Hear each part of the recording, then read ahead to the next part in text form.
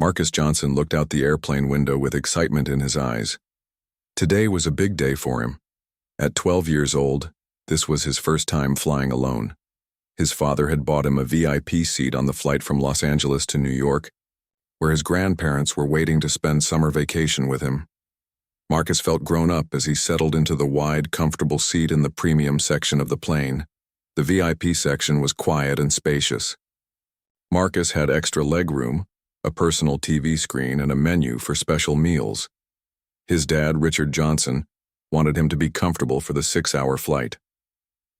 Richard was the CEO of Horizon Tech, one of the biggest technology companies in America. He worked hard and traveled often, but always made sure Marcus had the best of everything. "This is going to be awesome," Marcus whispered to himself as he arranged his things.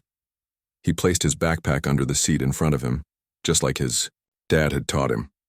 Inside was his favorite book, a tablet filled with games and headphones for the flight. Marcus was a responsible kid who always followed rules. The boarding process continued as more passengers filed onto the plane. Marcus watched people walk past him down the aisle.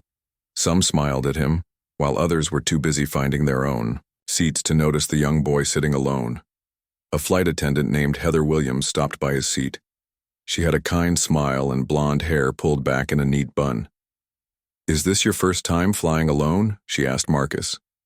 "Yes, ma'am," Marcus replied politely. "My dad flies all the time for work, so he showed me what to do." "Well, you seem very prepared," Heather said with a warm smile. "If you need anything during the flight, just press this button here." She pointed to a call button above his seat.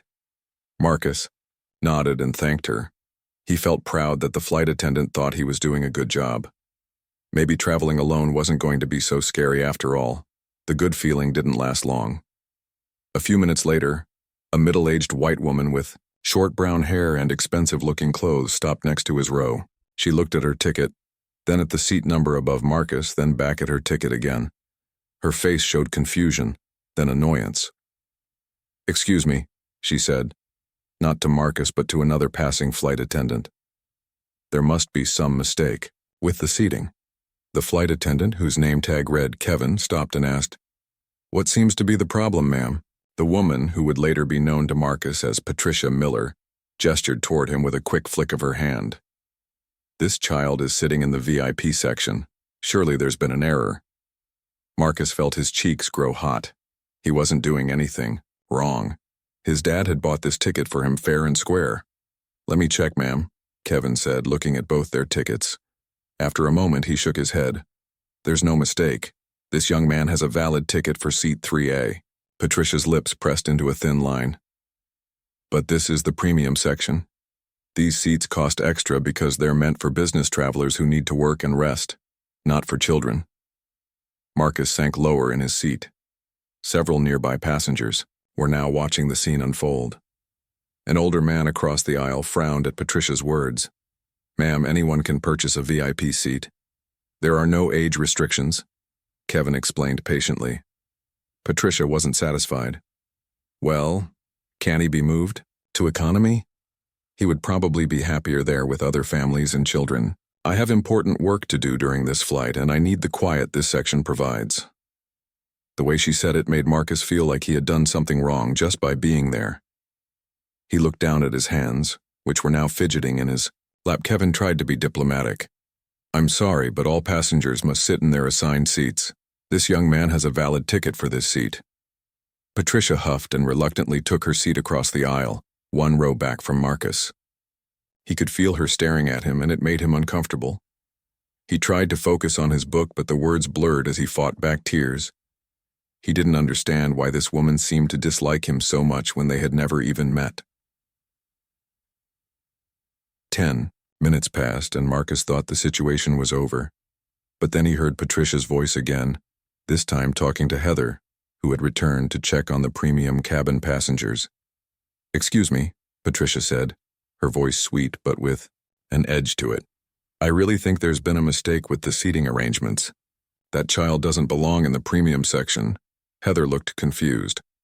"Ma'am, as my colleague explained, the young man has a valid ticket for his seat."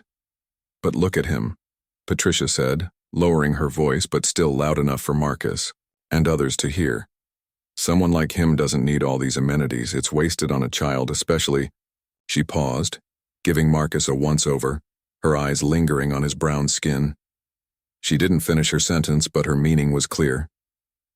Marcus felt a lump in his throat. He knew what someone like him meant. It wasn't the first time he had experienced this kind of treatment, even at his young age. His father had talked to him about how some people might treat him differently because of his skin color. Richard had always told Marcus to hold his head high and know his worth. But right now, with all these strangers watching, it was hard to remember those words. An uncomfortable silence fell over the nearby rows. Heather looked deeply troubled by Patricia's comment. "Ma'am, all our passengers deserve respect," Heather said firmly. "The seating assignments are final." But Patricia wouldn't let it go. As the final boarding announcements were made, she approached Heather again, this time at the front of the cabin where she thought no one could hear, but her voice carried back to Marcus's seat. "Listen, I'm a frequent flyer with this airline. I spend thousands of dollars on tickets every year. Surely you can see that it makes more sense for me to have that seat than some kid who probably got a discounted ticket. Can't you just ask him to move? He's just a child. He won't mind." Heather looked increasingly uncomfortable. The plane was fully boarded now, and the captain had announced they would be pushing back from the gate soon. Flight attendants needed to take their seats for takeoff, but this situation wasn't resolved. After a moment of hesitation, Heather walked back to Marcus. Her face showed she didn't want to have this conversation. "Honey," she said quietly, kneeling beside his seat, "we have a passenger who really wants to sit in this section. Would you mind terribly if we moved you to another seat? We could find you a nice spot in economy class, maybe next to another kid your age." Marcus felt his stomach drop.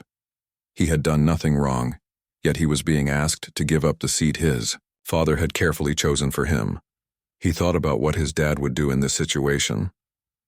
"My dad bought this seat for me," Marcus said, his voice small but steady. "He wanted me to be safe and comfortable because I'm flying alone." Heather nodded, understanding in her eyes. "Of course, and you have every right to stay here. I just thought I would ask." "Can I call my dad first?" Marcus asked. "Before I decide?" "Of course, honey," Heather said, relief in her voice at not having to make an immediate decision. Marcus pulled out his phone, which his father had made sure was charged before he boarded. With slightly trembling fingers, he dialed the number he knew by heart. As the phone rang, he could see Patricia watching him, her arms crossed and foot tapping impatiently on the floor. The phone rang 3 times before his father answered. "Hey buddy, is everything okay?" Richard Johnson's deep, reassuring voice came through the phone. "You should be taking off soon." "Dad," Marcus said, trying to keep his voice from shaking, "there's a problem on the plane." Richard Johnson was in the middle of an important meeting when his phone vibrated in his pocket. He usually kept his phone on silent during meetings, but he always made an exception for calls from Marcus. As the CEO of Horizon Tech, Richard had to balance his demanding job with being a single father. Today was especially important as Marcus was flying alone for the first time. When Richard saw his son's name on the screen, he immediately excused himself and stepped out of the conference room. The 12 executives around the table understood without explanation. They all knew how much Richard valued his relationship with his son. "Hey, buddy, is everything okay?" Richard asked as he answered the call. "You should be taking off soon." "Dad," Marcus said, his voice small and uncertain, "there's a problem on the plane." Richard's heart rate picked up instantly. As a father, his first thought was always his son's safety. "What kind of problem, Marcus? Are you all right?" Marcus took a deep breath before explaining. "There's a lady here who keeps saying I shouldn't be in this seat because I'm just a kid. The flight attendant is asking if I'll move to another seat in economy class." Richard frowned as he listened to his son describe how the woman had made comments about someone like him not needing to be in the premium section. Years of experiencing subtle and not-so-subtle racism had trained Richard's ear to hear the real meaning behind such words. His jaw tightened, but he kept his voice calm for his son's sake. "Is the flight attendant there with you now?" Richard asked. "Yes, Marcus replied. Can you put her on the phone, please? Marcus handed his phone to Heather, who took it with a slightly nervous expression. Hello, she said. This is Richard Johnson, Marcus's father, Richard said, his voice professional but firm. May I ask why my son is being asked to give up a seat I legally purchased for him? Heather swallowed hard. Sir, we have a passenger who has expressed a preference for your son's seat location. I simply asked if he would be willing to move. Of course, he has every right to stay where he is. Is this passenger offering to trade seats with my son, or are they asking him to move to a less desirable section of the plane? Richard asked, though he already knew the answer. She suggested economy class would be more appropriate for him, Heather admitted, looking uncomfortable. I see, Richard said. And does this airline make a habit of asking paying customers to downgrade their seating to accommodate the preferences of other passengers? Heather's face flushed. When put that way, the request sounded as inappropriate as it truly was. No, sir. That is not our policy. What is your name?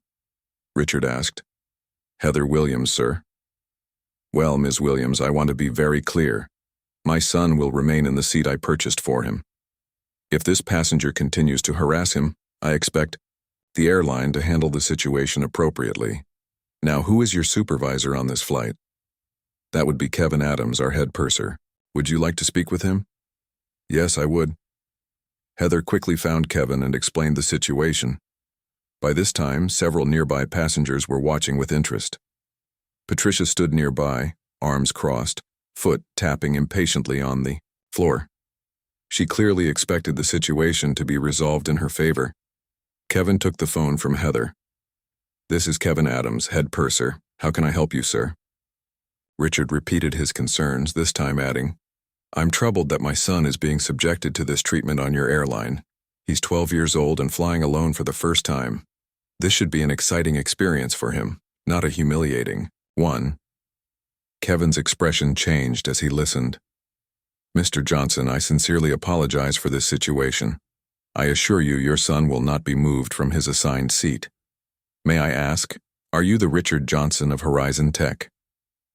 There was a brief pause before Richard confirmed, Yes, I am. Kevin's posture straightened immediately. Everyone in the airline industry knew Horizon Tech. Not only was it one of the largest technology companies in America, but it was also a major investor in several airlines, including this one. Richard Johnson sat on the board that oversaw the airline's parent company. Mr. Johnson, I want to personally assure you that this matter will be resolved immediately. Your son will remain in his assigned seat, and we will ensure his comfort throughout the flight. Patricia, who had been hovering nearby expecting to get her way, grew impatient. Excuse me, she interrupted loudly. What's going on? I've been waiting very patiently for this to be sorted out. Kevin covered the phone with his hand and turned to Patricia. Ma'am, the young man will be keeping his assigned seat. That decision is final. Patricia's face turned red with anger. This is ridiculous. I'm a platinum member with this airline. I fly this route twice a month for business. That child doesn't need a premium seat. Kevin took a deep breath, trying to maintain his professional demeanor. He moved a few steps away and whispered to Patricia, Do you know who I'm speaking with? That's Richard Johnson's son, the Richard Johnson who sits on the board that oversees this airline. Patricia's expression changed rapidly from anger to shock. Her mouth opened and closed without words coming out. For a moment, she seemed to reconsider her position. But then, instead of backing down, her indignation grew even stronger. So what? That doesn't matter. This is discrimination against me. As a paying customer, I'm being treated unfairly because I don't have some fancy connection. That's even worse. Several passengers who had been quietly watching the scene unfold began to murmur among themselves. An older gentleman sitting nearby spoke up. Lady, the only person being treated unfairly here is that boy. He was sitting quietly, not bothering anyone until you came along. A woman across the aisle nodded in agreement. You're the one making a scene, not him. Patricia looked around, suddenly aware that public opinion was not on her side. But rather than backing down, she doubled down on her complaints. This is outrageous. I'm going to file a formal complaint with the airline. Kevin, still on the phone with Richard, spoke quietly. Mr. Johnson, I apologize for the disturbance. I assure you we're handling the situation. I can hear what's happening, Richard said, his voice tight with controlled anger. Kevin, I appreciate your professionalism. Please make sure my son is comfortable for the remainder of the flight. I'm going to arrange to meet him in New York when he lands. Of course, sir. We'll take good care of Marcus. When Kevin ended the call and handed the phone back to Marcus, he turned to face Patricia with a new resolve in his expression. The other flight attendants had gathered nearby, aware that something significant was happening. Ma'am, Kevin said, firmly, we have two options at this point. 1, you can take your assigned seat and enjoy the flight. 2, if you continue to disrupt the boarding process and harass another passenger regardless of their age, I'll have to ask you to deplane and take a later flight. Patricia's mouth fell open in shock. Are you threatening to remove me from this flight because of a child? I'm enforcing our airline's policy on passenger behavior, Kevin corrected her. All passengers, regardless of age, status, or connections, deserve to be treated with respect. The captain's voice came over the intercom, announcing a slight delay in departure due to passenger seating arrangements. This only added to Patricia's embarrassment as she realized the entire plane was now waiting because of her.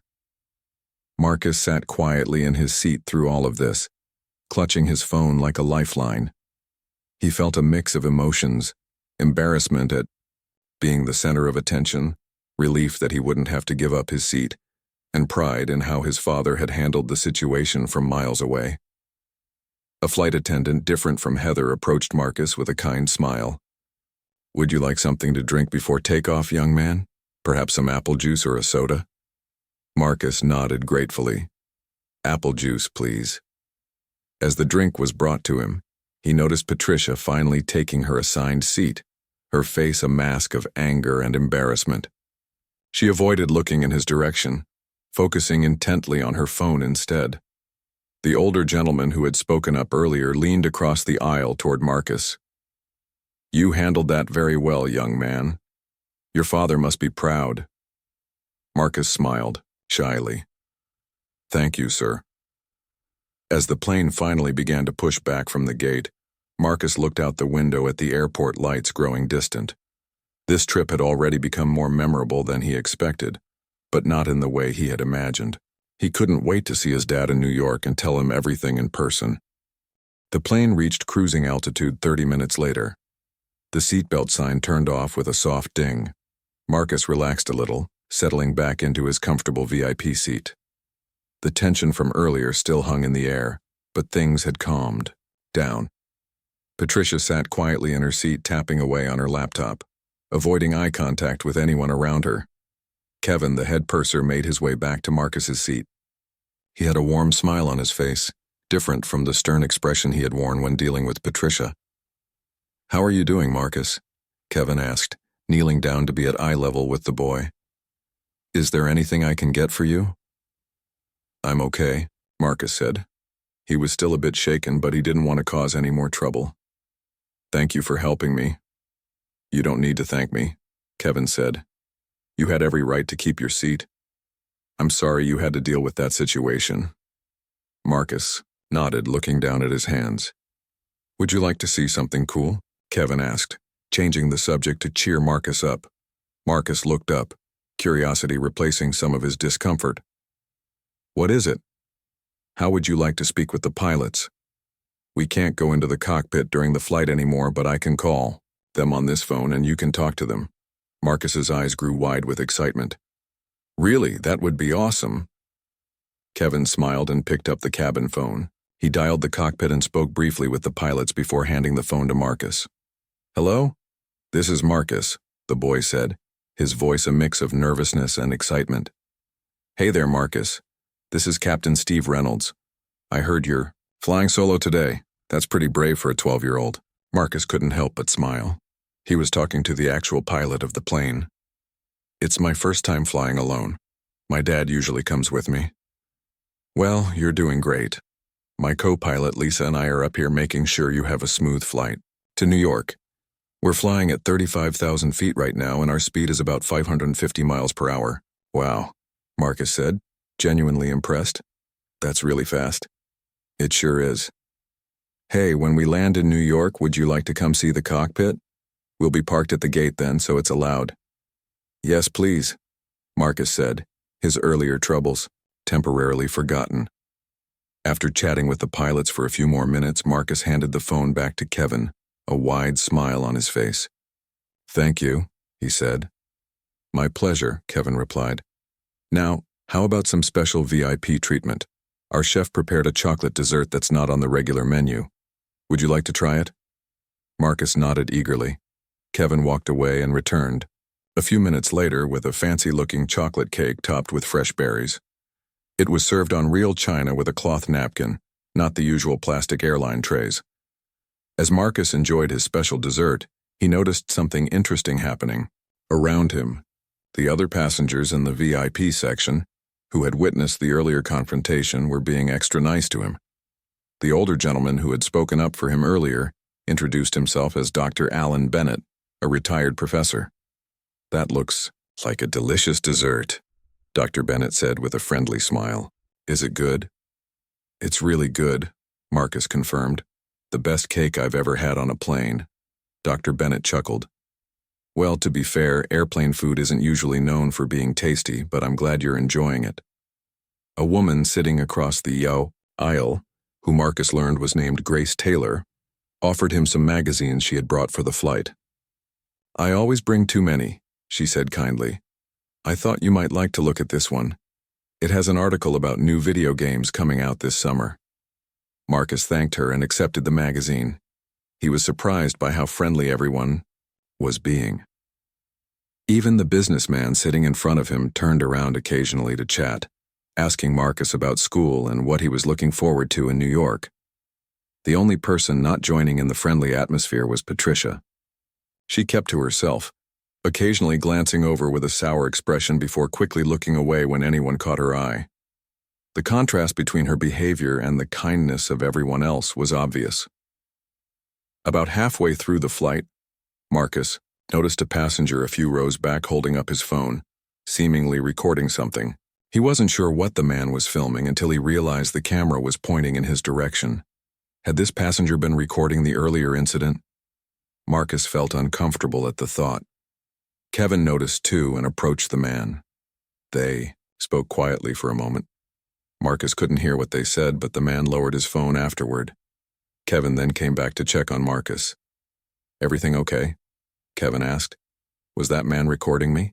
Marcus asked, his voice quiet so others wouldn't hear. Kevin hesitated before answering. He recorded some of what happened earlier. He thought it was important to document it. But he stopped now, and he promised not to share anything with your face clearly visible. Marcus wasn't sure how he felt about that. On one hand, he didn't like being recorded without permission. On the other hand, he understood why someone might want to capture what had happened. Don't worry about it, Kevin reassured him. We're more than halfway to New York now. You've been a model passenger. Much better behaved than some adults I could mention. He gave a subtle glance in Patricia's direction. This made Marcus smile a little. Kevin checked his watch and added, Your dad called the airline's main office. He wanted me to tell you that. He'll be waiting for you when we land. He's coming to New York? Marcus asked, surprised and relieved. His dad wasn't supposed to fly out until the weekend, 3 days later. Yes, he caught the next available flight. He should land about an hour after we do, Kevin explained. He asked me to make sure you're taken care of until he arrives. Warmth spread through Marcus's chest. His dad was dropping everything to be there for him. It made him feel safe and loved, despite the unpleasant experience he'd had. As the flight continued, Marcus tried to relax and enjoy the rest of the journey. He watched a movie on his personal screen, read some of his book, and looked through the magazine Grace had given him. The VIP seat was comfortable, with plenty of leg room and the ability to recline without bothering anyone behind him. He could see why his dad had wanted him to have this experience. About an hour before landing, something unexpected happened. Patricia got up from her seat and walked toward the restroom at the front of the cabin. On her way back, she stopped next to Marcus's seat. Marcus tensed up, unsure what to expect. Patricia looked uncomfortable, like someone forced to take medicine they didn't want. I may have overreacted earlier, she said stiffly. It wasn't exactly an apology, but it was something. Marcus didn't know how to respond, so he just nodded. Patricia seemed to be waiting for him to say something more, but when he didn't, she added, "Your father is an important man."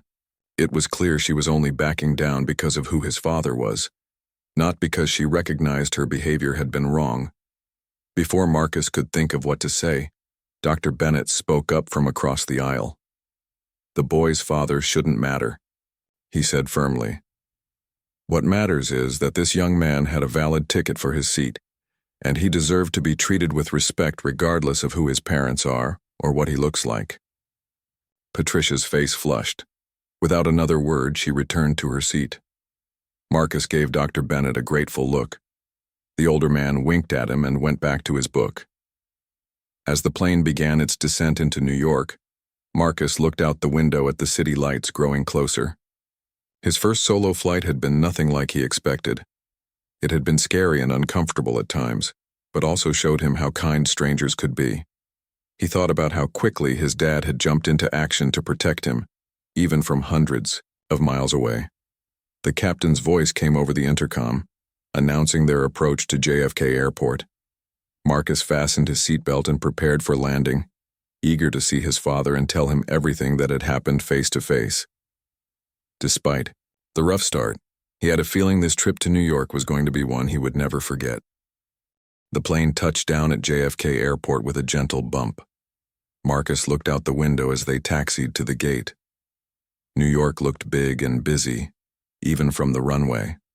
Lights twinkled everywhere in the early evening darkness. It was his third time visiting the city, but his first time arriving alone.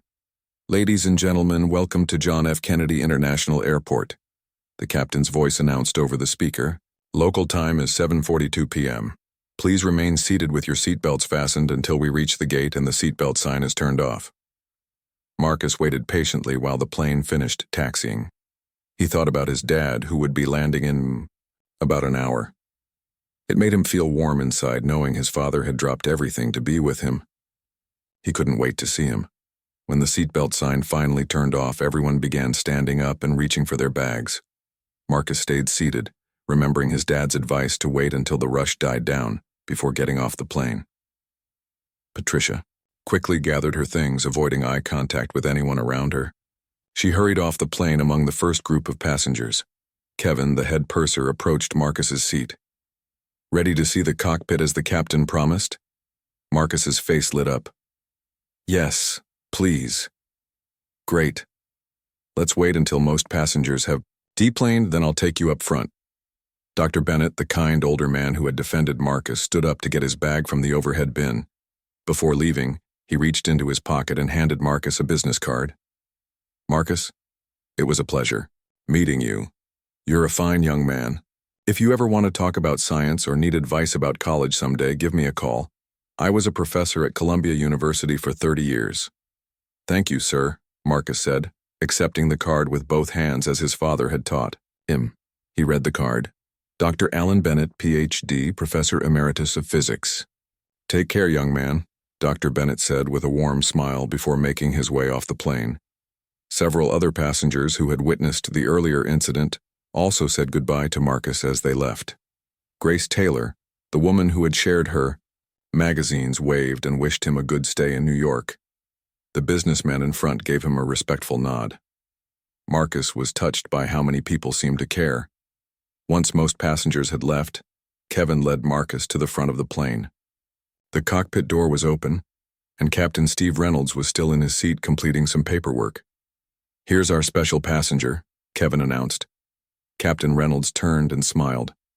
"Marcus, come on in. This is First Officer Lisa Chen." Lisa smiled and waved from the co-pilot's seat. "Nice to meet you, Marcus."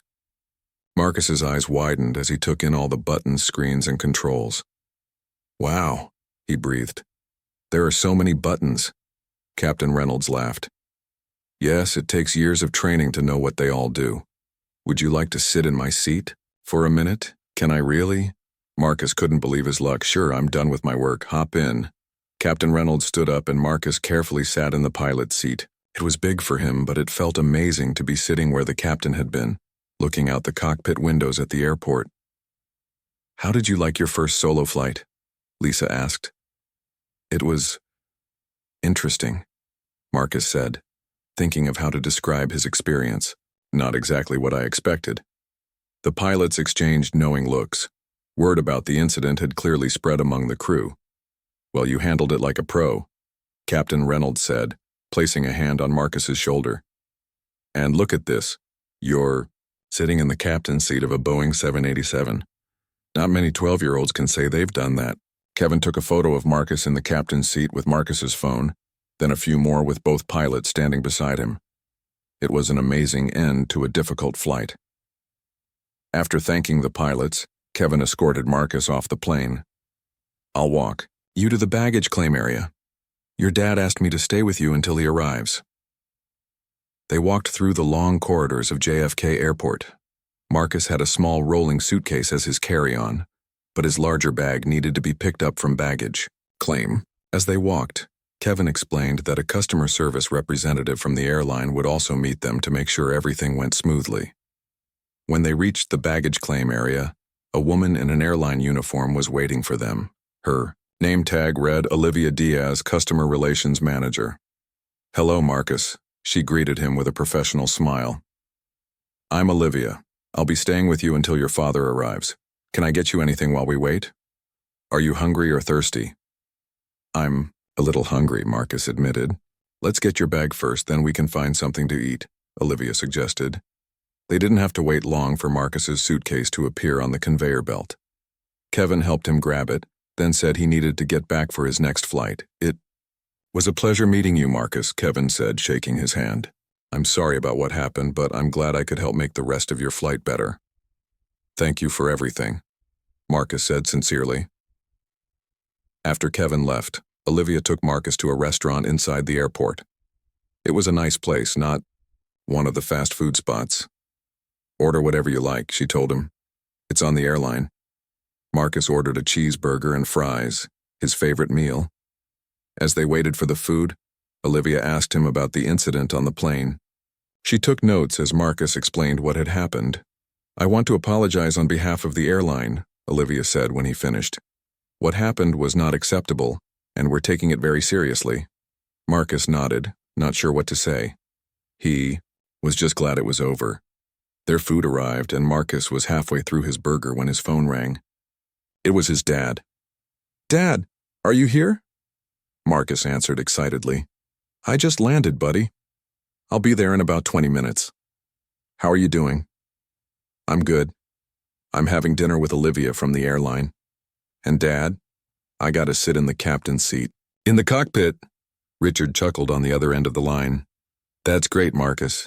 I'm glad something good came out of this experience. I'll be there soon, okay?"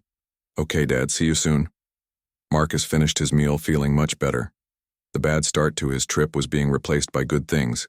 He couldn't wait to tell his dad all about it in person. True to his word, Richard Johnson arrived at the restaurant 20 minutes later.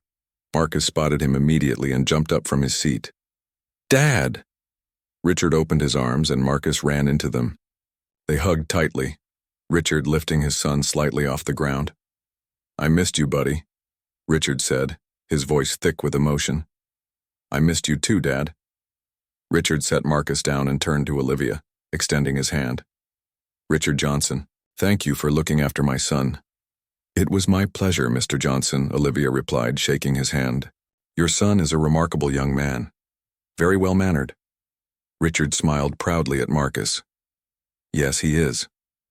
Then his expression grew more serious. "I'd like to discuss what happened on the flight. Is there somewhere we can talk privately?" "Of course," Olivia said. "We have a lounge for premium customers. We can speak there." Marcus gathered his things and they followed Olivia to a quiet lounge area. The room was comfortable with soft lighting and plush seats. After they sat down, Richard asked Marcus to tell him exactly what had happened on the plane.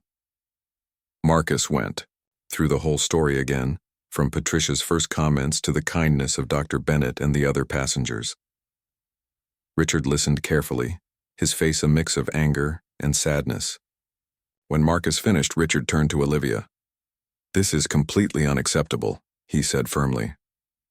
"My son was humiliated and made to feel unwelcome simply because of how he looks." "I completely agree, Mr. Johnson," Olivia said. "The airline does not tolerate discrimination of any kind. We're conducting a full investigation and appropriate action will be taken." "I want to know exactly what that action will be," Richard insisted. "And I'll be bringing this up at the next board meeting." Olivia nodded, understanding the seriousness of the situation. "We'll provide you with a full report. In the meantime, we've upgraded your son's return ticket to first class and we'd like to offer you both complimentary tickets for a future flight." Richard shook his head. "This isn't about free tickets, Ms. Diaz. This is about ensuring that no child, no person, has to go through what Marcus experienced today." "I understand, sir. I assure you this incident will lead to changes in our training and procedures." As they continued to talk, Marcus thought about everything that had happened. It had been a scary and uncomfortable experience, but it had also shown him how important it was to stand up for what was right. He was proud of how his dad was handling the situation, not accepting easy solutions but pushing for real change. Eventually, they wrapped up their discussion with Olivia and prepared to leave the airport. Richard put his arm around Marcus's shoulders as they walked toward the exit. "You know what, Marcus? I'm incredibly proud of you," Richard said. "You handled yourself with dignity today. Not everyone would have stayed as calm and composed as you did." Marcus smiled up at his dad, feeling a warmth spread through his chest. "I just did what you always tell me to do. Stand tall and know my worth." Richard squeezed his son's shoulder. "That's right. And never forget it." As they stepped outside to catch a taxi to the hotel, Marcus knew this trip to New York was going to be special, not just because of what had happened on the plane, but because of what would happen next. 2 days after the incident on the plane, Marcus and his father were having breakfast in their hotel room when Richard's phone buzzed with a notification. He looked at the screen and his eyebrows went up in surprise. "What is it, Dad?" Marcus asked, taking a bite of his pancakes. Richard turned his phone so Marcus could see. On the screen was a video titled "Racism on Flight 372. It already had over 500,000 views. "Someone posted a video of what happened on your flight," Richard explained. "It's going viral." Marcus put down his fork. "Is that me in the video?" Richard watched a few seconds with the sound off. "Yes, but they've blurred your face since you're a minor. It shows that woman, Patricia, demanding your seat and the flight attendant asking you to move. Then it cuts to when the head purser told her to back down." Marcus felt a mix of emotions. Part of him was glad people would see how wrong Patricia's behavior was. Another part felt weird about so many strangers watching what had happened to him. "How do you feel about this, Marcus?" Richard asked gently. Marcus thought for a moment. "I don't know. Is it a good thing or a bad thing?" "It depends," Richard said. "Privacy is important, and I wish they had asked for our permission. But sometimes, these videos help people understand problems that exist in our society. They make it harder for people to ignore or deny that these things happen." Marcus nodded slowly. "Like when you tell me that some people might treat me differently because of my skin color. Some people don't believe that happens." "Exactly," Richard said, his eyes sad but proud of his son's understanding. Now they can see it with their own eyes. Throughout the day, the video spread even more. News websites started picking up the story. By evening, several major networks were covering it. The airline issued a public statement apologizing for the incident and promising to review their training procedures. They didn't name Marcus or Richard, only referring to them as a young passenger and his father. Marcus and Richard tried to enjoy their vacation despite the growing attention to the story. They visited Marcus's grandparents, went to museums, and saw a Broadway show. Richard had taken the whole week off work to spend time with his son. 3 days later, while they were having dinner at Marcus's grandparents' home, Richard got a call from the airline's CEO. Mr. Johnson, I want to personally apologize for what happened to your son, the CEO said. We've completed our investigation and the flight attendant who initially asked your son to move has been required to undergo additional training. More importantly, we're using this incident to improve our training for all staff. And what about the passenger who caused the problem? Richard asked. Ms. Miller has been placed on our no-fly list for 6 months. We have a zero-tolerance policy for discriminatory behavior. After the call, Richard explained to Marcus what the airline was doing.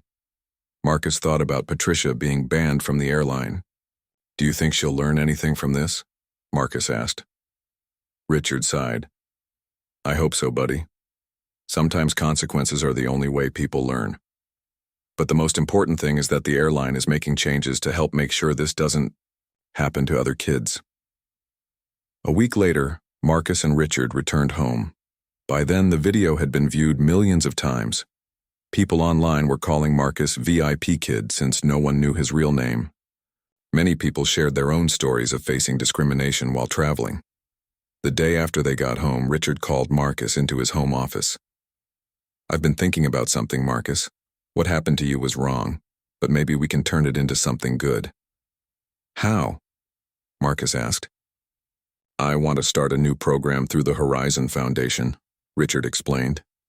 The Horizon Foundation was the charitable arm of his company. We could call it the Every Seat program. It would help kids who wouldn't normally get to travel have amazing experiences like seeing new places, learning about different cultures, and broadening their horizons. Marcus's eyes lit up.